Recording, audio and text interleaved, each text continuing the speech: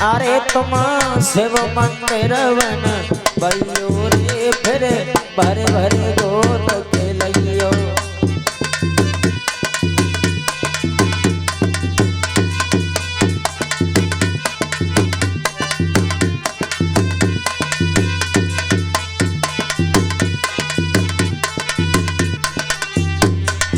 राजा 9 लख बाग लगवइयो तुम अपने नाम चलइयो।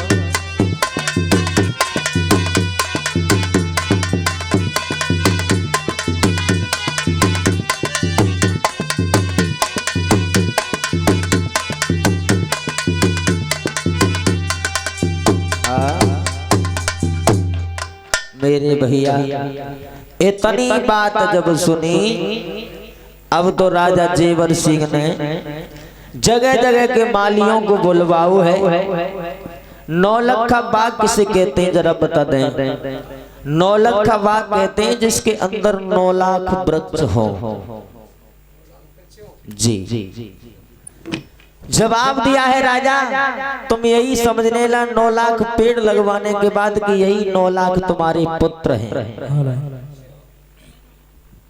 उसी समय जगह जगह के मालियों को बुलवाओ है और सुंदर सुंदर पौध मंगवाई है देश विदेशों से। और राजा जेवर सिंह ने अपने नगर में 9 लख बाग का निर्माण कराया है। जवाब दिया है राजा, एक बात और ध्यान में रखना, बगिया को तुम लगाओगे जरूर, लेकिन बगिया अपनी आंखों से देख नहीं सकते हो। जिस दिन तुमने अपनी बगिया देख ली उसी दिन समझ लेना ये बाग सूख जाएगा। और एक बात और भी ध्यान में रखना कि जब तक अपने इन बागों के सागर तालों के से मंदिर का जब तक विवाह नहीं करा दोगे तब तक तुम लोग घूमने भी नहीं जा सकते हो। सभी शर्त स्वीकार कर ली। धीरे धीरे जब बाग लगा है और बाग लगने के बाद राजा जेवर सिंह की बगिया में फल फूल मेवा आना प्रारंभ हो गई। माली रखवाली करता है। जब फल आए हैं तो माली ने अपनी मालिन से कहा कि मालिन देखो जब बगिया में कितने कितने सुंदर फल आए हैं और हम और तुम इस बगिया को रखाते हैं, क्यों ना फल के लिए खा लिया जाए, देख लिया जाए कैसे है। मालिन ने जवाब दिया, महाराज एक बात सुनो, ये बगिया जो है वो राजा जेवर सिंह की अमानत है। जब तक पहला फल राजा जेवर सिंह के हवाले ना किया जाए तब तक हम लोग इसे हाथ भी ना लगा सके। उसी समय माली ने क्या काम किया कि सुंदर सुंदर फलों के लिए लिया और डलिया में सजा करके राजा की कचहरी को चल दिया। जब कचहरी में जाकर के पहुंचा है तो कचहरी में जैसे ही पहुंचा और राजा जेवर सिंह ने जब फलों के लिए देखा तो फल जो है वो कुमिला जाते हैं। माली ने जब फलों के लिए कुमिलाया हुआ देखा, माली के पैरों तले जमीन खिसक गई, ऊपर की श्वास ऊपर और नीचे की नीचे रह गई। बोले अब राजा हमें जिंदो ना छोड़े भैया, क्योंकि राजा यही कहेगा कि तू सूखे हुए फल लाया है। और वही हुआ। राजा जेवर सिंह के सामने जब टोकरी को रखा, राजा ने जवाब दिया, क्यों रे माली, एक बात बताइए कब के टूटे हुए फल हैं। अब माली सोचने लगा, अगर मैंने ये कह दिया कि तुम निर्वंशी राजा हो तो एक माली के 2 माली या तो मेरे गद्दे हो या फिर राजा जेवर सिंह खुद ही मर जाएंगे। उसी समय माली बात को बदल के कहने लगा कि महाराज ना दोष तुम्हारा है ना दोष मेरा है।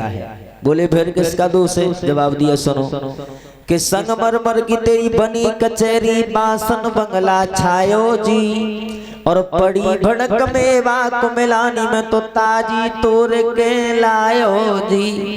बोले महाराज देखो जेठ को महीना है, दोपहरी पड़ रही है और इधर जो तुम्हारा भवन है वो संगमरमर का, इसमें पत्थर लगा हुआ है, इसकी गर्मी जैसे ही मैंने तुम्हारे राज दरबार में कदम रखो सो गर्मी की वजह से जी मेवा को मिलाएगी। लेकिन एक बात बता दें, राजा जेवर सिंह की दृष्टि में आंखों में शनि का वास था। नजर पड़ते ही फल को मिला गए। जिस तरह से ठीक उसी प्रकार जैसे सुदामा के मस्तक में 6 श्री लिखा हुआ था, उसे कभी धन की प्राप्ति नहीं होती। छह श्री का मतलब होता है कभी उसके घर में धन की प्राप्ति नहीं होगी। जब भगवान कन्हैया के पास में सुदामा जी गए थे मिलने के लिए, तो भगवान ने छह श्री के आगे जो छह शब्द लिखा हुआ था उसके आगे आ और बना दिया था। अब छह श्री यानी इसके घर में कभी धन की कमी नहीं होगी। बोल सांचे दरबार की जय।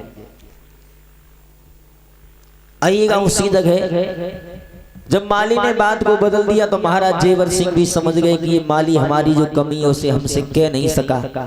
खुश होकर के राजा जेवर सिंह ने 5 गांव में नाम में दे, बोले जाओ आज के बाद तुम ही इन गांवन के राजा हो भैया। माली बड़े खुश भई, बगिया में आए लौट करके। मालिन पूछने लगी क्यों कुछ मिला? जवाब दिया बहुत मिला है। इतना मिला इतना किसी ने नहीं दिया। बोले क्या मिला है? जवाब दिया 5 गांव में नाम में दिए हैं और उनके हम राजा बना दिए। बोले फिर? जवाब दिया एक काम करो तुम चली जाओ महल में, मैया बाचल बहुत बड़ी दयालु हो सके बहु कुछ दे तुम्हें। सही सुंदर सुंदर फूल लाए और मालिन ने लला डलिया सजाई और डलिया को सजाने के बाद मालिन लला चली बहू का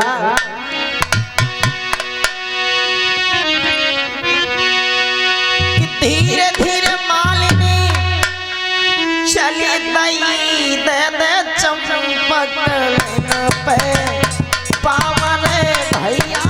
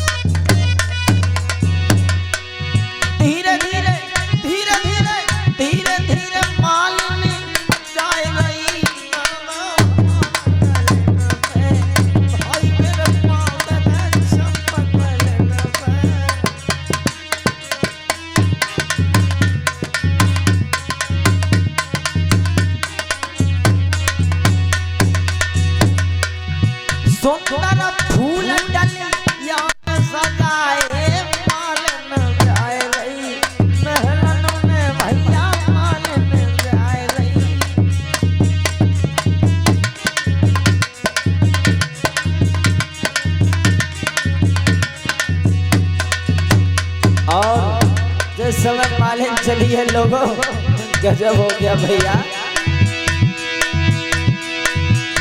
अरे सर पे डलिया है रे फूलन की मालिन चली का मधुरिया चाल चुनरिया जगी लटक दिया वे धोतिया तब तले पाम सो जा।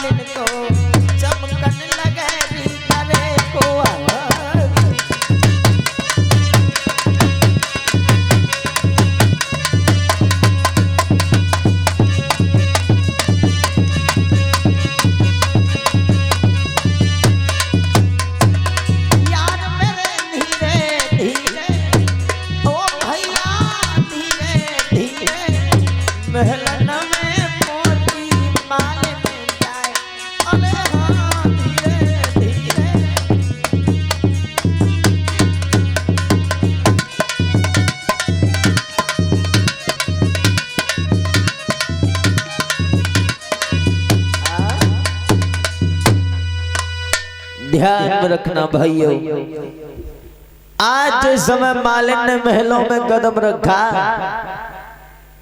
और जैसे ही फूलों की डलिया मैया बाछल के सामने रखी है और जब मैया ने नजर उठा के देखा फूल भी कुमला गए।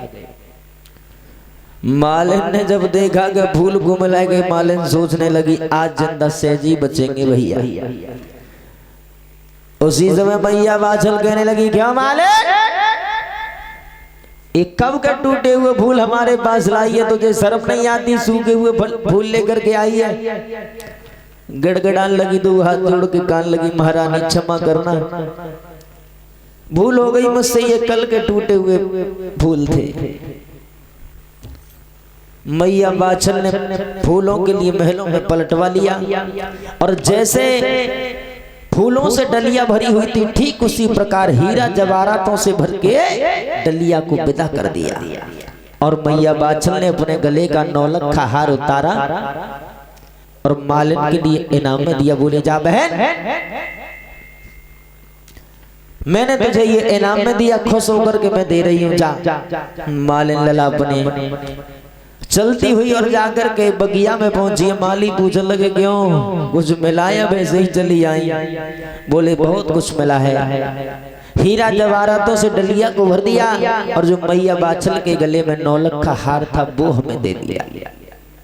बोलिए सांचे दरबार की जय।